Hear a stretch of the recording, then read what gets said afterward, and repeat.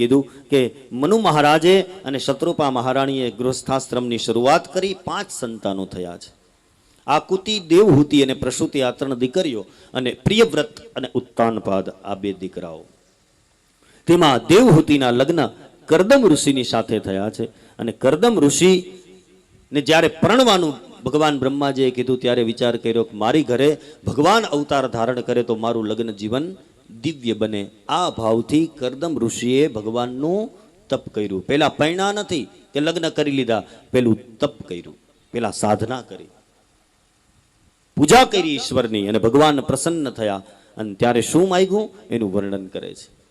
જુષ્ટમ બતાદ્યા ખિલ સત્વરાસે સાંસિધ્યમક્ષ્ણો સ્તવ દર્શનાન શ્રી કૃષ્ણ ગોવિંદ હરે મુરારે નાથ નારાયણ વાસુદેવ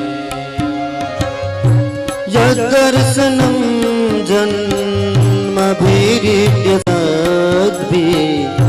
રાસસતે યોગિનો રૂઢયોગા કૃષ્ણ ગોવિંદ હરે મુરારે હે નાથ નારાયણ વાસુદેવ જુષ્ટમ બતાદ્યા ખિલ સત્વરાસે સાંસિધ્યમક્ષ્ણો સ્તવ દર્શનાન શ્રી કૃષ્ણ ગોવિંદ હરે મુરારે હે નાથ નારાયણ વાસુદેવ. ભગવાન મારી ઘરે અવતાર ધારણ કરે આ હેતુથી કરદમજી મહારાજે પેલા તપ કર્યું છે. અને તપ ખાલી કરવા ખાતર નહીં, તપથી ભગવાન નારાયણ પ્રસન્ન થયા, એની સામે પ્રગટ થયા. અને સામે પ્રગટ થયા એટલે કરદમજીએ બહુ મજાની સ્તુતિ કરી, બહુ સુંદર સ્તુતિ કરી. અને ભગવાન કરદમજીની સ્તુતિ સાંભળીને એટલા પ્રસન્ન થયા, એટલા રાજી થયા કે ભગવાનની આંખમાંથી આંસુનું બિંદુ પડ્યું સંસારના ધરતી ઉપર. અને એને કારણે એમાંથી એક સરોવર થયું જેને હું ને તમે બિંદુ સરોવર કહીએ છીએ. એ ભગવાનના આંસુમાંથી પ્રગટ થયેલું એ ભક્તને ધન્ય છે કરદમ મહારાજને કે જે સ્તુતિ દ્વારા ભગવાનને આંખમાં આંસુ અપાવી દે. ભગવાન રડી પડ્યા. એટલી સુંદર સ્તુતિ કરી છે કરદમજીએ.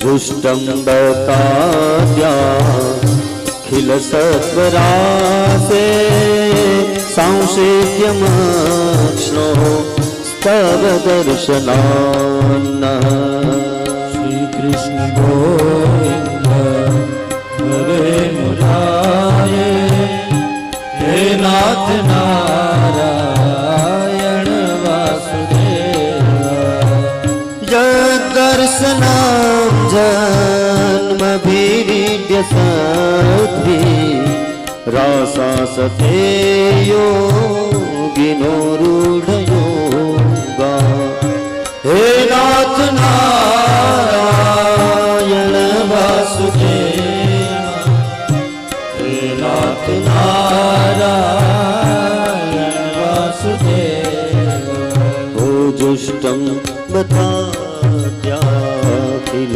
સત્વરાસે સાંસિધ્યમક્ષ્ણો સ્તવ દર્શનાન શ્રી કૃષ્ણ ગોવિંદ હરે મુરારે હે નાથ નારાયણ વાસુદેવ. હે નારાયણ, જેને આ ભવસાગર તરવાની ઈચ્છા હોય એના માટે આપના ચરણ એ નૌકા સમાન છે, એ હોડી સમાન છે, એ વહાણ સમાન છે કે જે આપના ચરણનો આશરો કરે એ આ ભવસાગર થી તરી જાય. મહારાજ હે પ્રભુ, હજારો વર્ષ સુધી ઋષિમુનિઓ નાક પકડી પકડીને પ્રાણાયામ કરે, ધ્યાન ધારણા કરે, છતાં આપ સ્વપ્નમાં પણ એમને દર્શન ના આપો અને આપ મારા તપથી પ્રસન્ન થઈને મને આમ નયન ગોચર થયા.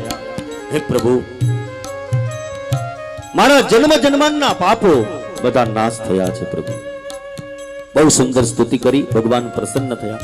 વરદાન માંગવાનું કીધું હવે આખા જગતના બાપને એમ કહેવાય કે તમે મારો દીકરો થઈને આવો, જે આખા જગતનો પિતા છે.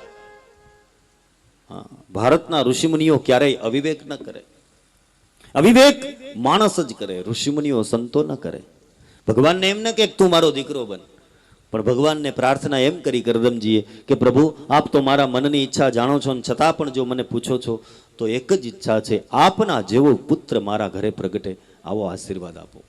આપના જેવો મતલબ ભગવાને કીધું કે મારા જેવો તો આ દુનિયામાં કોઈ છે જ નહીં, હું એક જ છું, એકમેવ અદ્વિતીયમ બ્રહ્મ, હું એક જ છું. માટે જાઓ ઋષિ, મારું વરદાન છે કે હું જ તમારી ઘરે પુત્ર બનીને પ્રગટ થઈશ.